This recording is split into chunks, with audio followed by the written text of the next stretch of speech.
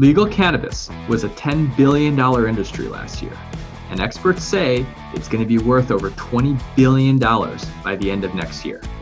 And the big question is this: how do normal people like us, who aren't part of the 1%, how do we take the money in our pockets and participate in the largest transfer of wealth?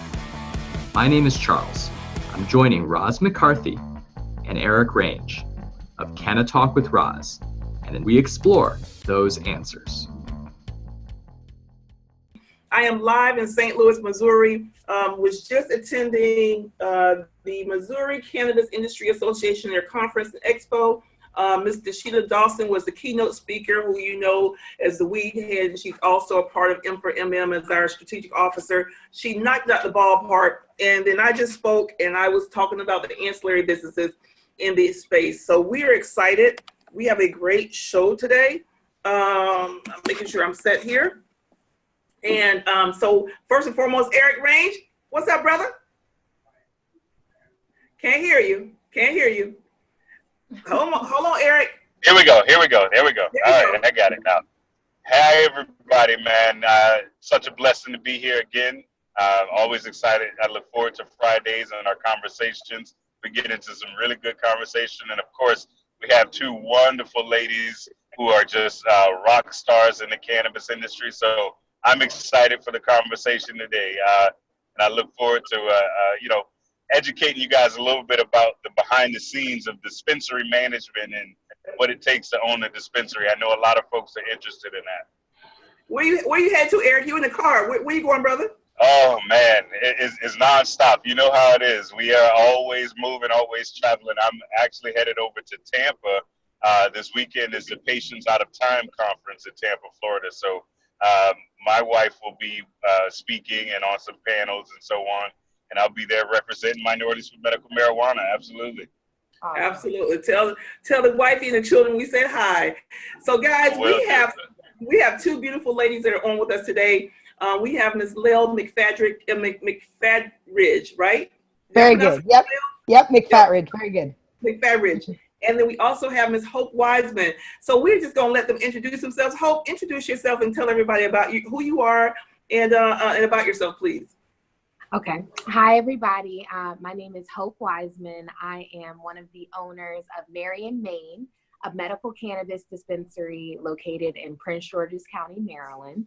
I am the youngest African-American woman to own a dispensary in the nation.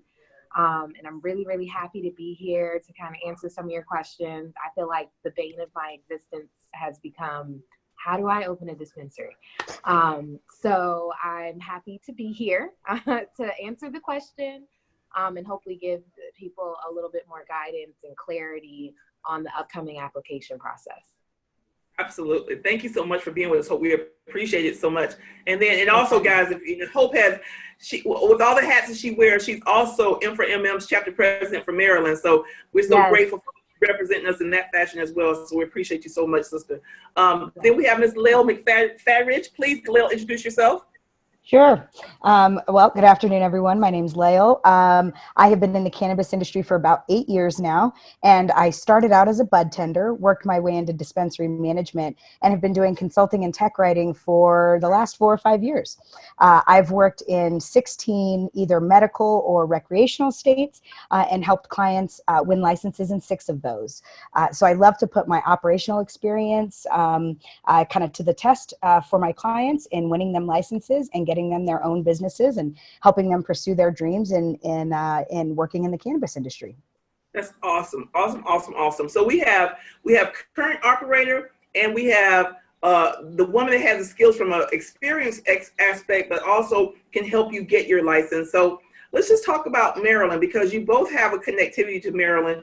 Hope, currently right now, Maryland has an open application for people to apply for their cultivation license and processing, if I'm not mistaken.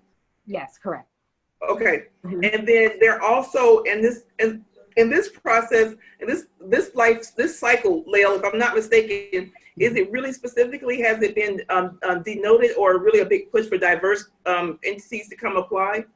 That's correct. So there was a change in regulation at the state level, which really pushed for opening up these new, specifically sort of diversity licenses, and having an emphasis on bringing in more diverse ownership on the ownership side in particular. Okay, good. So Hope, talk about when you first got into the industry or first start thinking about it, where were you, how did you know or pick which area you want to focus on? And and in that initial, did you have an application writer? How did you kind of take on the beast of saying, I'm going to apply for a license? Yeah. So back in 2015, when the first application process was going on, you know, I was very green. I didn't know hardly anything at the time. I had met a few people that were consultants in the industry, and I did hire a consultant to help me navigate the process. As far as how I chose what I wanted to do, we originally applied for all three. We applied for a grow, processing, and dispensary license. And what we did was we sought out specific expertise in each area, multiple different subject matter experts in each area to help to add on to the experience that my team already had. And that's kind of how we navigated the process. We looked at the application as there were some, you know, holistic pieces of it, but then there were some pieces that a subject matter expert needed to answer. And we sought out that person with that expertise, let them write that section, and then that's how we went on. There are, you know, people take other strategies in this, and they have a technical writer like Leo, and then they had that technical writer covers every area of the application. And that's not what we did the first time, but I think both strategies work. And Hope, really quick, when it comes to identifying those subject matter experts, were there some tools and resources you used? Did you hire a headhunter? You know, how did you go about finding those folks who, you know, you felt would be worthy to list on the application, or even, you know, who could write that component? So for us, when we hired that consultant originally, that was part of her job, to go out and kind of source that talent for us. So kind of like having a headhunter. And then she was also our project manager to help keep us on track throughout the process, because there's a lot of different moving pieces, and you know, it's a lot of people involved, and if you don't have one person kind of at the helm of it, it can get a little out of the place, all over the place. So so that was kind of her job at that stage. Now you can take that a lot further. There are consultants that will pretty much write the entire application, like I said, or you can just hire a technical writer that will completely write the application. You still have to have that expertise though to be able to support what you're writing. And what does that cost look like? No one person has all the expertise that you need. Right. So if I decide to hire, and Leo, maybe you can answer this as well. I mean, you're operating as an individual, and you probably have a team that supports you. But you know, talk about the costs associated with hiring, say, an independent consultant like yourself, versus hiring, you know, a team that is, you know, they got dedicated staff, you know, and they have a full team of folks in every area. Sure.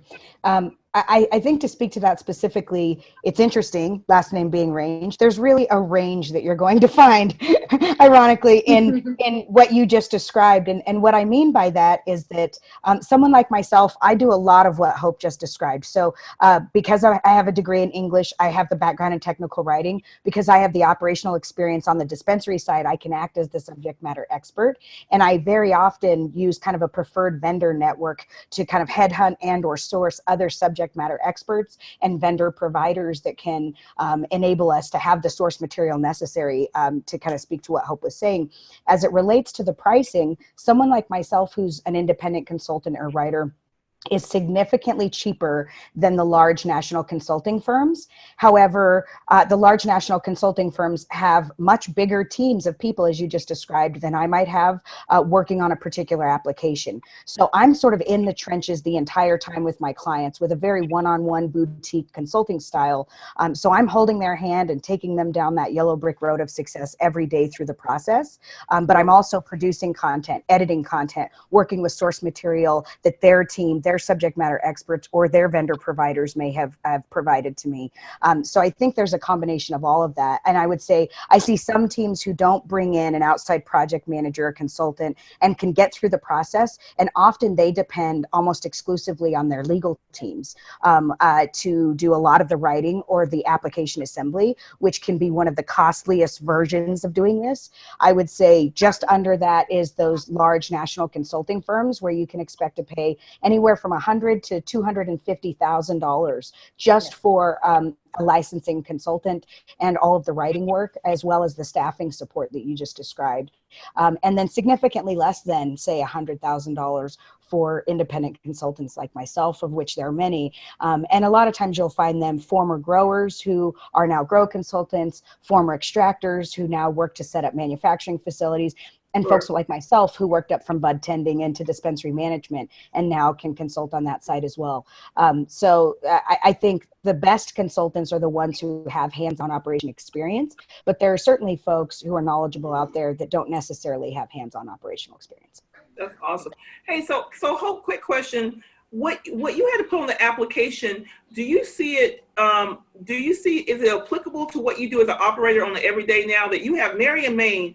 Now, if you guys don't know, a quick plug for Marion, Maine. If you're in Maryland, if you're a medical patient and you need services, you better call Marion, Maine, because they take care of you, not only taking care of you, but Hope it will also talk about how they have a significant support of education to provide not only for the community, but also providing education and career sourcing for people that are looking to get into the industry. But just talk about from the application, you saw the application, you went through it all. How is it now as an operator? Is that application a true preparation to become an operator?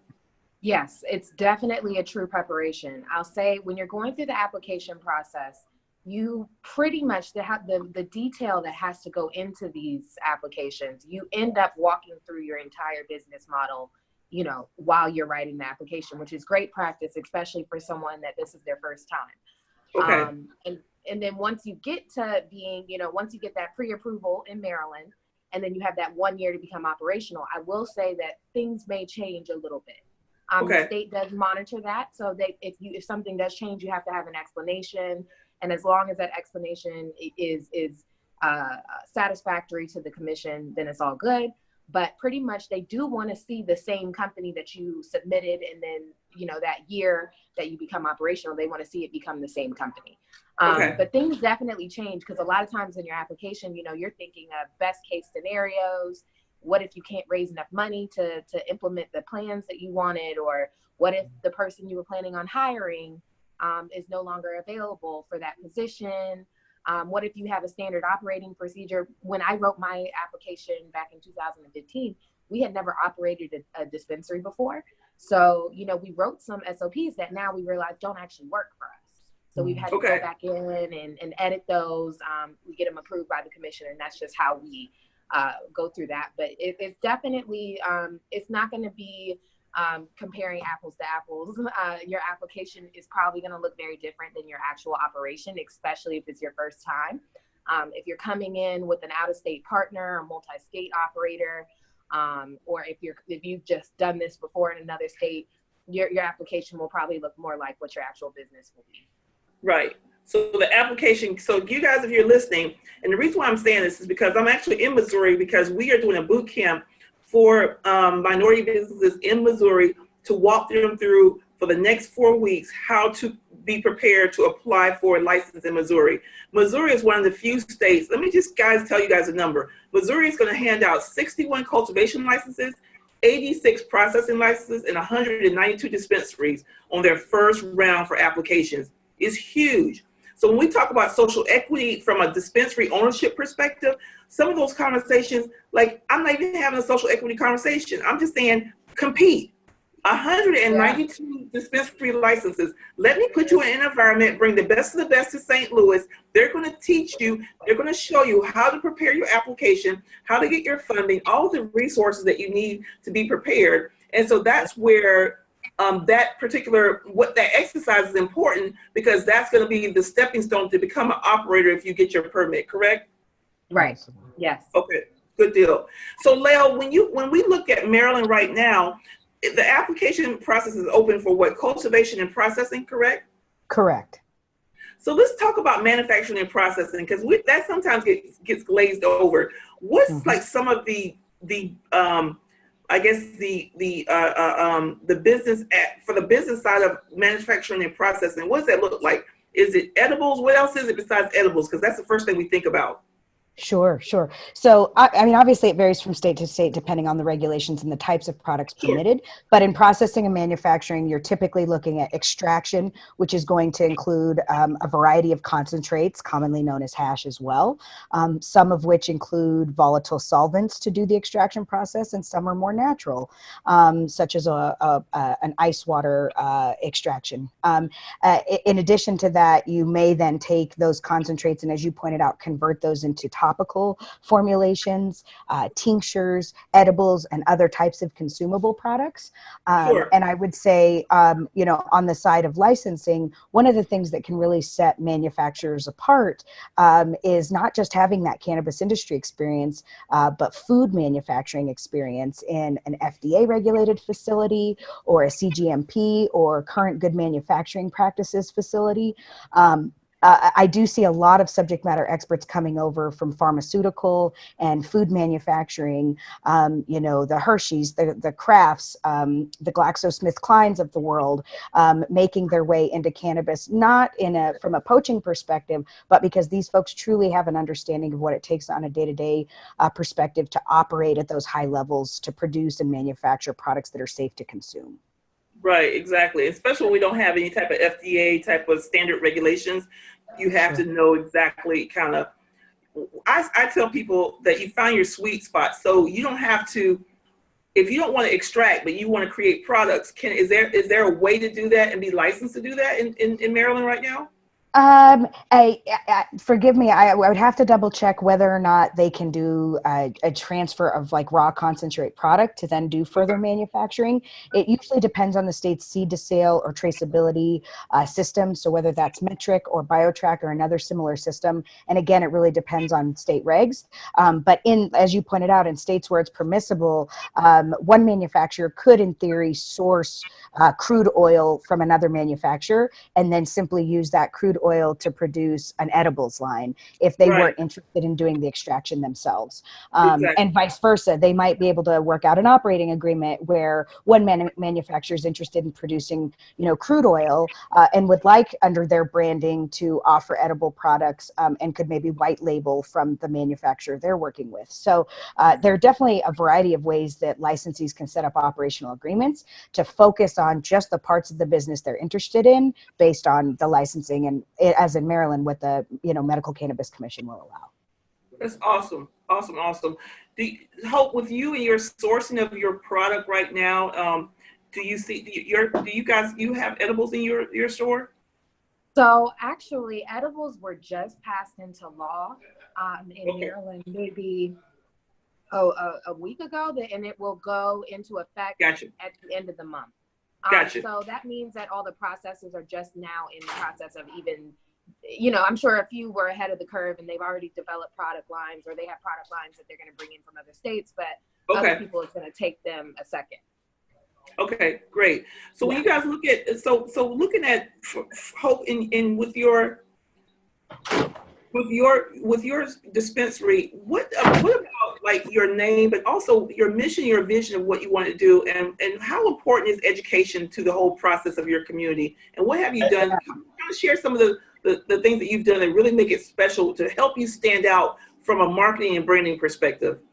Yeah, so for me, Mary and Maine was all about bringing, destigmatizing the plant and bringing cannabis to mainstream. That's where the name came from. And you know, I think we've done a really great job of that. We've been recognized as the only 100% African-American owned dispensary in Maryland. So that has given African-Americans and other minorities a safe place to come and learn about cannabis. If you guys don't know that, let me tell you guys, if you don't see the people behind Hope is in her store right now. Yeah, I've been like kicked out of every space of my store, so I'm in in my store.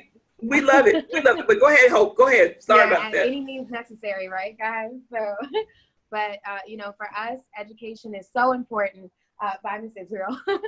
But, education is so important because a lot of minorities don't feel that they have a safe place to come and discuss their concerns or questions about cannabis. So that's what we have here. We offer free educational classes once a week that we also live stream on Facebook. Good. You can go to our Facebook, facebook.com/Marion Main. You can check out all of our previous classes, and we're able to offer those weekly to our community, and I think that's something that we do really great. I'm really happy about that. Where we have a lot of educational content on our website. We hold business educational classes to just educate people about the industry, the business side of the industry, because a lot of people don't understand how it really works, and we find that even when we have patients that don't necessarily want to be in the industry, or maybe they do, there's not one place that you can go and kind of Google, how do I do this? And then you get a step-by-step playlist. That hasn't been developed yet. The industry is so new. And there's so many barriers to entry. So we just like to give people a place to be able to ask questions and feel that they're safe while they do that. And Hope, for both of you guys, talk about how, once you've gotten your application in, say you get your license, how important is it to creating opportunities for communities that have been traditionally left out of this industry? We talked about how this push in Maryland right now has a huge diversity front on that. So, if you can speak to it both in the application phase, how you guys are addressing that. But then, Hope, once you have the license, you're in operation, what are some of the things and ideas you guys have for creating more opportunities, whether it be through staffing or, even licensing opportunities for and sourcing products and so on? Yeah. Just from what we're doing now as an operator, we have developed, we're developing a workforce development, an internal workforce development to be able to groom people to move up within our community, within our company as we plan to grow. And, Maryland just passed another law that will allow for dispensaries to have ownership in up to 4 locations. So definitely licensing opportunities will be available for us. And we want to make sure to be able to include our community as much as possible. Right now, pretty much our entire staff is a minority of some kind. So I'm really, really proud of that. And we are working to develop a program to continuously develop our employees and to bring in other people from our community, because we found that there's so many people who want to be involved in the industry, but they just know nothing about it. Or maybe they know a lot about the industry, but maybe they're just not necessarily polished enough to work in this type of environment. So we're working to kind of bridge that gap, because we're in a community of people who are super interested, but they normally fall into one of those 2 buckets. So we want to develop a program to be able to help both sides be successful in this industry with us or, with somebody else. That's awesome.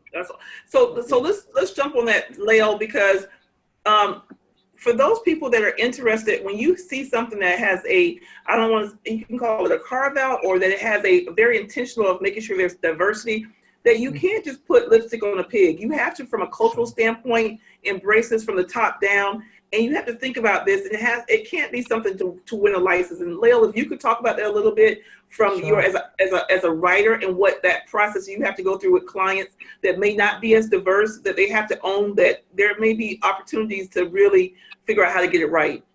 Absolutely. I think there really is an opportunity in the application process to create this roadmap, this plan, this vision. And as Hope mentioned earlier, it's a way to kind of bring your business plan to a concrete reality and give you kind of a launching point as you move into operations. And as she said, that changes over time, but it's really about setting intention, as you pointed out. And so I think within application narratives, you can really speak to particular diversity initiatives initiatives, efforts in hiring, efforts in training and cross-training, the kind of workforce development that Hope mentioned as well.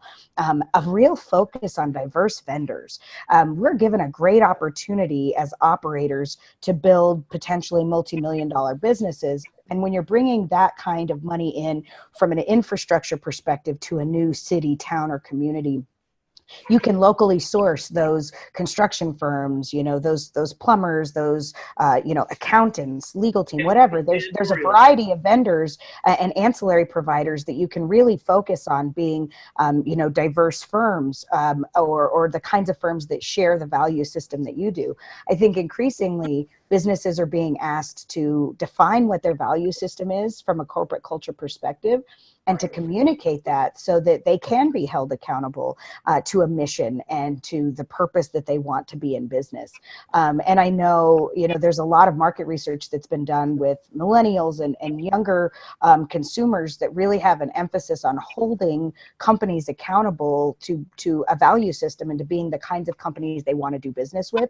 I often say we vote with our dollars. And so ultimately, there's a real opportunity for providers, applicants to make really thoughtful choices about the vendors, the diverse vendors that they choose in the application process. And again, back to what Hope said earlier, that there's a great likelihood if you write it into your app that it's going to manifest. And so if you want to demonstrate a commitment to the use of, diverse vendors, writing those vendors into the app, we're going to use this minority business enterprise as our plumbing contractor, for example. There's a much greater likelihood that that's what who you'll contract with, and that you'll be able to kind of put your money where your mouth is in that regard. And I think that's key, that you're being very specific. So if you're out there right now, and if you're in a state or that is getting ready to have the opportunity to go after a license, and there's a component that says, what's your diversity plan? It is more than just putting down numbers of, well, I got a range of what I want to hit, or your supplier vendor plan or what have you. Don't put down where I'm going to source out and get recommendations from the disadvantaged business enterprise for new businesses that I can maybe do business with. Go find your local sources and put them right there, named into the application. Minority owned by African American, write that in the application. It gives more credibility because you have to tell a story when you're writing this application. And I don't know, Hope and Leo, Hope, when you were doing your application, did you tell a story on top of the technical piece that you were doing? Talk about that. What's that story? For sure. And I mean, that was part of the reason why I said, there's two strategies at going after it, kind of having everybody work on their separate pieces or having one person kind of be the voice. And I think that's something we were lacking when we applied the first time, because we had everybody kind of work on their own piece. And I feel like there does need to be a cohesive voice throughout the application process, because you might be able to portray something in a section that may not have been, that might not have been in your section about the processing procedures. You could just be referencing something that also speaks to your dedication to diversity within the industry. And although those two things didn't go along, it just speaks to the story of your company when you write that way, versus, just staying very specific to what the question asks, but instead having that's why it's important to develop your mission and kind of everything needs to tie back to that throughout the application. I think it's a lot easier to kind of get the concept of what your company is doing if you write it that way.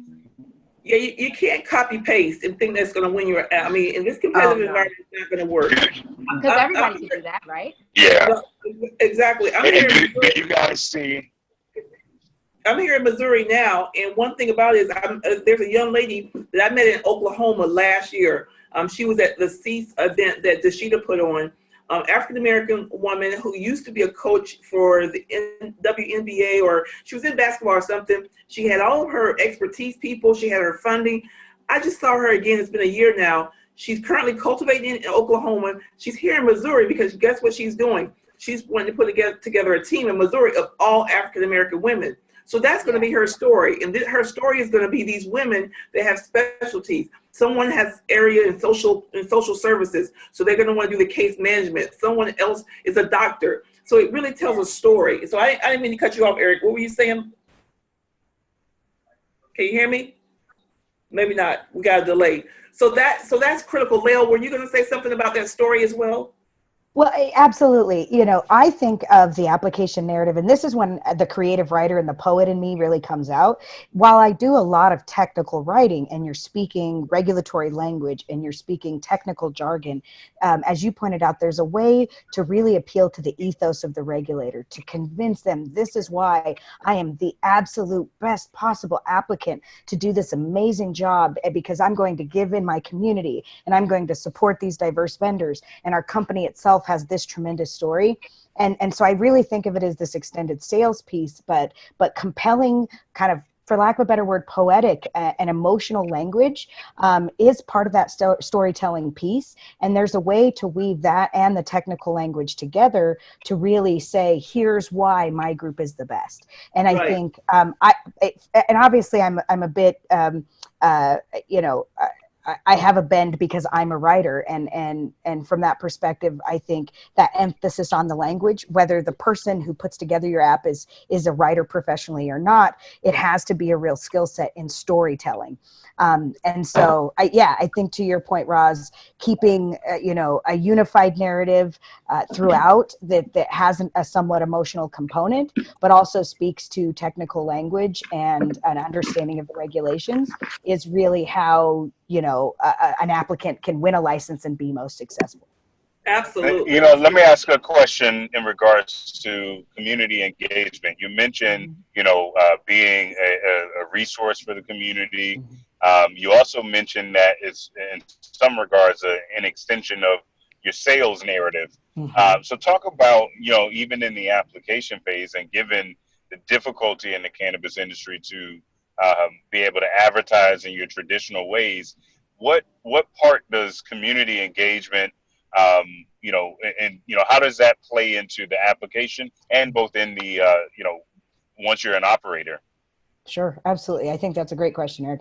I would say that, you know, demonstrating a history of charitable giving, volunteerism, and community engagement on a personal level, your CEO, your COO, your executive team, your growers, your processors, your dispensing staff, on every level, you can talk about the ways in which those people do things that they're passionate about. And I would say if folks are passionate about things, but they don't put activity and action behind it, if you don't show up for the things you care about, then it takes away from that story and that narrative. So it's not just about you want to paint a good picture on paper and then get the license and do nothing. You want to talk about how you've been involved in the past, kind of what you're doing presently, and your plans for the future, and how your organization is going to make a positive difference in your community, because it can and it will. There's great statistics that support, you know, crime does not increase. Actually, you know, in dispensaries in particular, the increased eyes on the street really make neighborhoods safer, those kinds of things. And so I think from that perspective, it's an opportunity to keep breaking down stereotypes and to correct misnomers, and to really give people good information about why cannabis businesses can be great neighbors. They invest in the community. You know, they do support local vendors and create jobs, both ancillary and directly.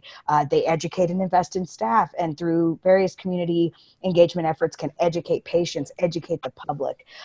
So I think there are a lot of different ways you can have touch points in that regard. I know for me personally, you know, I sing with the Denver Women's Chorus, which is an LGBTQ choir here in Denver. And it's one of the ways I get to be involved in my community. And we do volunteer projects.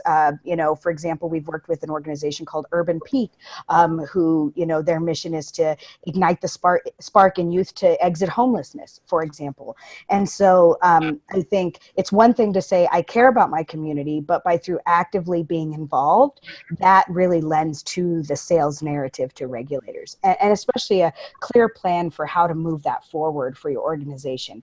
You know, a great example, one of my former employers, a cannabis business here in Colorado, every month they go and volunteer at the Children's Hospital, and they come out in branded t-shirts, and they're seen in the community, and they get great media opportunities. But beyond that, they're meaningfully helping children in that environment. And so, yeah, you think you can be creative in how you pursue which passions are close to your heart, and identifying that as part of the company's culture and personality is important. And I think that goes back to the whole Mary and Main, marrying the cannabis as being mainstream and not being some kind of like side to the side. Hope, talk about, I thought your grand opening and the community and the engagement. I saw the video. Tell them what you did and how, and how did that make you feel personally when you saw the community really come out to support you and what you were putting together? Yeah, so we had a block party. It was in September. We had a huge block party. We gave out free food from a chicken spot that we're right next to that is awesome. So people love that free food. We had a DJ from a local radio station come out. We had a local band who played kind of a jazz go-go mashup, and go-go is unique to the DMV area. So that was awesome as well, because we got to express some of our culture. We had different vendors we had some CBD infused products. We had patient providers who were here to answer questions about cannabis and about how to sign up to become a patient. We had different vendors from the THC products that we carry in the store out there to answer questions about their products and their companies in general. We had a moon bounce outside for kids, popcorn. I mean, it was a real event. It was awesome. I mean, we had over 1,000 people throughout the day show up. So it was awesome. It was really great. We had about 200 patients actually come into the store that day, 1,000 people all throughout the day. So it was awesome. I think it's, and I wanted to bring it up because, one, you have to know your community. And, you know, I'm telling you, I'm a Black woman, and what we like we know our community. We like food, we like fun, we like music, and you educate. And so there's so much you can do, because to be honest with you, there's a responsibility, and I want it to be known, and hopefully the reviewers who are going to be reviewing these applications coming in Maryland, because I've been hearing people are coming hot and heavy. They're very motivated to get a Maryland license, that the reviewers will be able to pick through people that are just window dressing and putting lipstick on a pig, and those people that are really are trying to engage our community. And I appreciate you, Hope, for doing that, because we have a lot of stigmas that we have to break in our community based upon the war on drugs, and based upon that right now, that's not, cannabis is not the first go-to. It might be mama's cream and something else, but it ain't cannabis, and we have to break down stigmas. And I think there's a responsibility of these folks that are going to be the new people coming in under this diversity license, per se, that how do we make sure we address our community? So that's why I applaud you, Hope. What do you have ongoing things that you do, and what do you see in future-wise for yourself? Yeah, we do. We have, so like I said, we do our free educational classes. Whenever we have any big holiday or something special going on, we do mini versions of our block party. Like for 420, we're going to have free food again, music out here, different vendors set up. Just because we know our community likes to congregate, they like to get together, they like to eat together, they like to listen to music. So that's a way to get them to come into our space. And then from there on 420, we're going to have a series of different classes. We're going to introduce a series called Trap Yoga that we're going to continuously offer at the studio, because we have a studio upstairs. So tell me about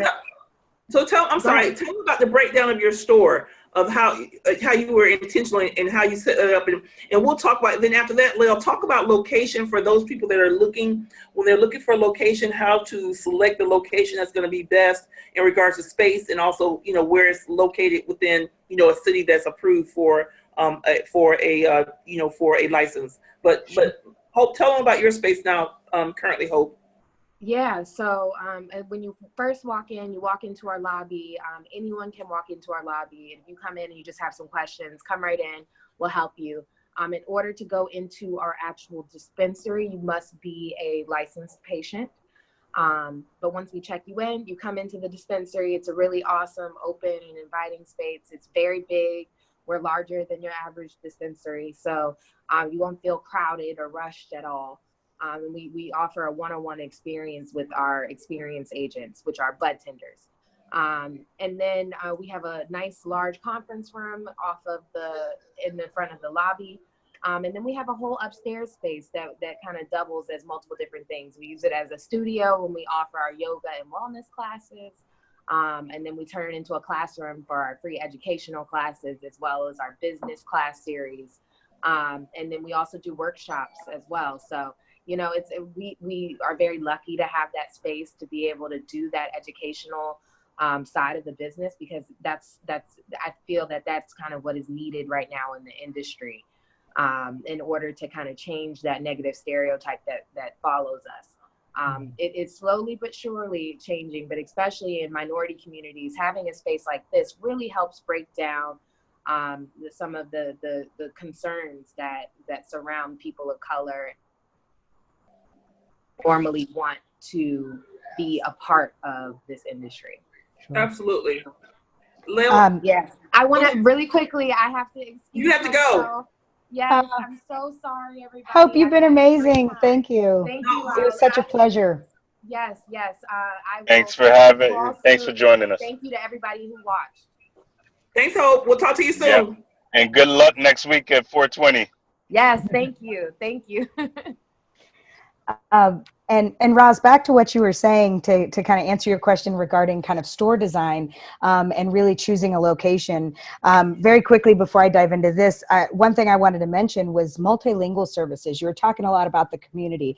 You know, I'm half Latina. I know I lean a little on the whiter side in my appearance, but that being said, I'm very much kind of connected and identify with that part of my community. And I think one way that operators, particularly dispensary operators, can set themselves apart in their application narrative is really to talk a lot about either providing some type of multilingual services, having some type of bilingual resources, even if those are printed resources, some type of training that involves teaching your frontline workers how to engage folks who may not be native English speakers, whether they're Spanish speakers or, you know, Mandarin Chinese or some other language.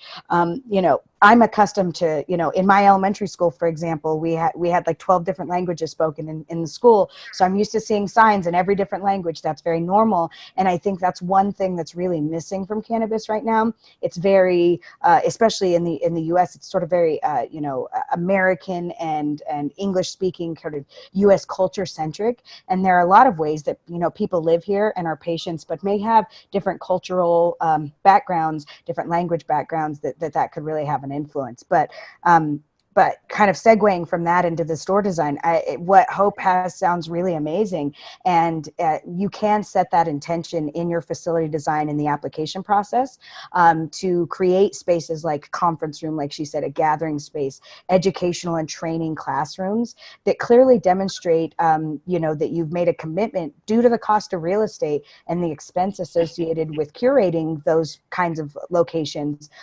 can really demonstrate your long-term commitment to education, both for employees, for patients and the public, and how you want to kind of show up and really meaningfully manifest what you envision for how you're going to engage your community.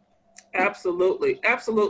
And what about, and go ahead. Well, I was going to ask, you know, I know we spoke earlier about, you know, engaging minority vendors in terms of like, you know, identifying a plumber or a contractor.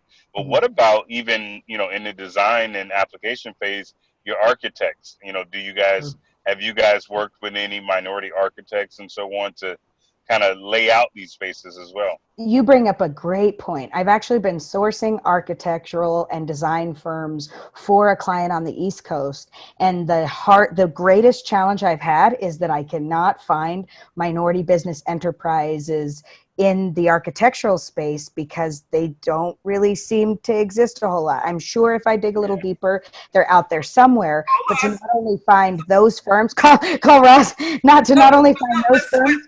But seriously, for those people there, if anyone's listening, if you ever need to source someone, send a message to M4MM. Say, hey, I'm looking to source a minority-owned business enterprise that's in our architect, engineering, accounting, law, whatever it is, because we have a network of members who are, I don't know all our members, so we could have somebody that's in that space or know someone.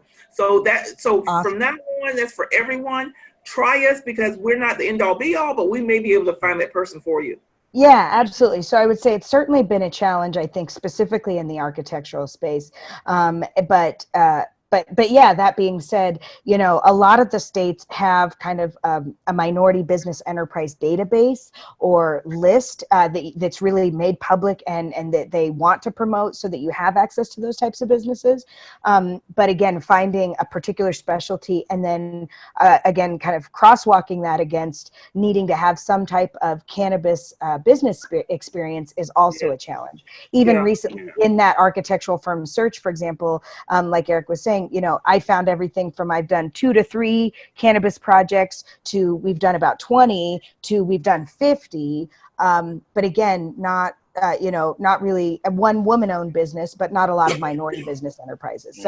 So I think there's tremendous opportunity for minority business enterprises that may not exist today in the next year, 2, 3, 5 years to go into business as well as to service this particular segment of the economy. And so there may be a budding architectural student who's watching this video right now, and I would say having a focus on building these types of very unique facilities such as cannabis cultivation, cannabis manufacturing and processing, dispensary, could be a specialty and a niche that could give them longevity in their career for the next 25 years. So I would not downplay or undersell that. I would say there's tremendous opportunity for those folks still looking to go into and develop ancillary businesses, particularly women-owned and minority-owned enterprises. So the ship has not fully sailed. I think a lot of people talk about how well established we are, and then also talk about how much, you know, how we're still in the nascent and early stages. And I would say, you know, it depends on your perspective. And in any given moment, that doesn't mean that there's not going to be a tremendous demand for specialty firms in ancillary businesses, packaging and labeling, insurance. There again, medical doctors that can speak to, you know, these applications and provide subject matter expertise. All manner of professionals to sit on the advisory board or the medical advisory board. That can include nurses, physician's assistants, and you know, minorities have this tremendous history in caretaking and the service industries that can really translate and transfer over to these businesses in a meaningful way, and again provide stability and meaningful income, I think, for those communities as well. Yeah. You know, I challenge anybody who's listening in, you know, if you are listening in, you've been trying to figure out how do you get into the space? We've said it time and time again. You are probably already doing something that the industry needs. It just takes for you to learn a little bit about the industry and to begin to turn your attention to it. I'm also saying that to all of our Black chambers of commerce, Hispanic chambers of commerce, women chambers of commerce. We need you guys. You guys are, you know, in large part, your members are the folks who we need to begin to turn their attention to this industry. But you're right. You know, sometimes it's difficult. I know they exist because I've had to search for them myself. But we certainly, Minorities for Medical Marijuana is a great resource for folks who are looking to, you know, put together the application, looking to find, you know, content or subject matter experts and so on. We can assist with that. But there are a lot of other traditional institutions out there as well that can be helpful. And we hope you're listening. We hope that you're, you know, in the shadows learning as much as you can so that you can begin to turn your attention to this industry. Yeah, absolutely. Another thing is that for anyone that's listening, if you are a student, we have a program called Ready, Set, Grow. And Mr. Hinton Battle is our new director of HBCU outreach. We're basically going to be connecting cannabis companies with students. And if those students are looking for an internship this summer, so this summer, the application process is open, www.m4mmunited.org. If you go there, scroll down to the homepage. If you're a company and you're willing to support an intern, you can fill in the internship, the application or intake form. Or if you're a student and you're looking for an internship, I was just on the phone with Sutera this morning. Sutera is going to give us 7 internship positions for us to fill. True Leave is going to give us 5 internship positions to fill. we're going to get these students and give them an experience so that then they can figure out, wow, not only do I maybe want to come out from a job force and work, but I may want to come out as an entrepreneur. And I think even if you don't come out as an entrepreneur, to get that hands-on experience from a job force, workforce perspective is a great way to then launch yourself into a business ownership perspective as time goes on. Because this industry isn't going anywhere, right? It is so new. It's interesting. You know, Leah, let me ask you this as well. When it comes to credentials, and again, going back to the application phase, and I'm speaking directly to, you know, what Roz just said in terms of if you're a young college student looking to get into this industry, right now, unfortunately, most of your colleges are not offering you any type of credentials, you know, to get into the space. And then, you know, you probably don't have the money to turn around and go to an Oaksterdam or, you know, one of the other industry credentialing organizations. So talk about how, if I don't have cannabis credentials, how do you, you know, play on some of the other credentials that someone brings to the table, or, you know, their resume to help beef up certain areas, and whether that is even, I guess, of value to applicants to find folks who, say, for instance, may have a strong background in lab technician, you know, as a lab technician, but has no experience in the cannabis industry. You bring up a great point, Eric, and that's that credentials as a whole matter much more than just cannabis specific experience. And I think when we look at I call it the HR of an app, when we look at the overall org chart, all of the different team members and vendors and folks that we're plugging in to create the big picture for a particular client group looking to get a license, as you pointed out, there are lots of ways to add in credentialed individuals who've never worked in the cannabis space, as long as you can clearly communicate the transferable skills and why those transferable skills really matter. So as you pointed out, a lab technician is a perfect example of someone I would hire in an entry or mid-level role in a manufacturing production facility, because they understand how to read SOPs. They understand how to adhere to good, you know, manufacturing practices. They're already familiar with OSHA requirements and, you know, donning a hairnet and a beard net and gloves and other PPE. And so teaching them a little bit about cannabis specific knowledge is much easier than teaching them all of the background that it takes to be a lab technician. And you know, and we often see either people who are credentialed in other areas and know nothing about cannabis, or people who know about cannabis and aren't credentialed in other areas. And I think where I've been very blessed and fortunate to leverage what I do is that, you know, I took my writing background that was separate from the cannabis industry, gained that operational experience, and then married the two together. But, you know, prior to getting into cannabis from a writing perspective, I interned at a nationally distributed magazine. I worked at a daily newspaper. I had published for my student publications. I had done the work necessary to establish myself as a writer. And the same would go for lab technician, architect, you know, paralegal, you know, construction worker, plumber, whatever your specialty is, as long as you've done the work to establish yourself in your area of expertise or your area of knowledge or experience, and that's applicable, and we can translate that to the role you would fill in the cannabis business, I think that's fine.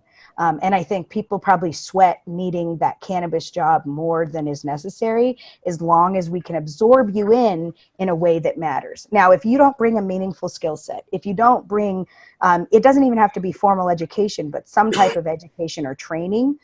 Vocational training is great. You know, HVAC professionals, they don't need to have a degree. They need to know how to do HVAC, which is usually vocational training, for example. So as long as you bring that skill set and credentials in, I think you're doing well. But if you show up and you're 18 years old and you've never had a job, you didn't work the drive-through at McDonald's, you don't know how to do customer service or run a point of sale system, and you have a poor attitude and you're unpleasant, you're probably not going to get hired for an entry-level customer service position like a retail associate, even if that's where you want to get your foot in the door, because you're not bringing anything to the table. I would tell those people, go work in food service, go get some customer service experience, something like that, and then bring that transferable skill set to the industry. That's awesome. You guys, we've touched on so much today. I think the main thing is that we want to give you guys a life understanding from Hope's perspective. She started out with a concept, with a dream. turn it to reality. Now there's people out here that will help you turn your dream into reality. So Lael, tell people how they can contact you if they want to access you from a consulting perspective, or just be able Absolutely. yeah. Let's go for it. Absolutely. So laelwrites.com. I thought I'd make a handy little sign, just handwritten, but you know, make it better. I have a funny name, people. I get it. Trust me, my big Latin family and all of my cousins were like, Lael, huh? I don't really understand. So that being said, laelwrites.com. You can schedule a free consultation. You can learn more about me and my experience. You know, you can link to things like my LinkedIn. There are lots of ways to learn more about me and what I do. And I'm always happy to provide references and share with people the great work I've done in the past. So it's been a tremendous privilege to be on with you, Roz, and thank you so much, Eric, for your time as well. You guys have had thoughtful and poignant questions, and I really look forward to growing with the M for MM community and servicing your members and their contacts in any way that I can. So thanks again. It's been And Lael, let me ask you this. I know we started talking a lot about Maryland and that application process. Are you available for consultation with that? Have you already identified clients and you're kind of off the market, or you know, if someone's listening and is interested, can they still work with you? Yeah, I'm working with one client group in Maryland at the moment, but I'm certainly open to having those conversations and assessing whether or not I'm a good fit. I would also say, even if I'm not available or not a good fit for a particular client group, I'd be happy to refer them to some other resources as well. So yeah, if they have an interest, check out laelwrites.com. I'll point you in the right direction. And that deadline's May 25th, so it's sneaking up on us. So if you're thinking about applying in Maryland, now is the time. Now's the time. Missouri is coming up next. Georgia will come up towards the fall time. Super exciting for Georgia. Yeah, so excited. Get ready. It's coming. I appreciate you so much. We're in St. Louis. I'm here. We're having our boot camp that starts tomorrow. So if you're in St. Louis and if you're not at this boot camp is going to have people like Lael for the next 4 weeks. They're going to walk you through what you need to do. We're so excited. Eric Range, take us home, brother. As always, man, it feels like every week we get busier and busier. We are changing the world 1 week at a time. And so I thank our guests, Lael and Hope, for being on today.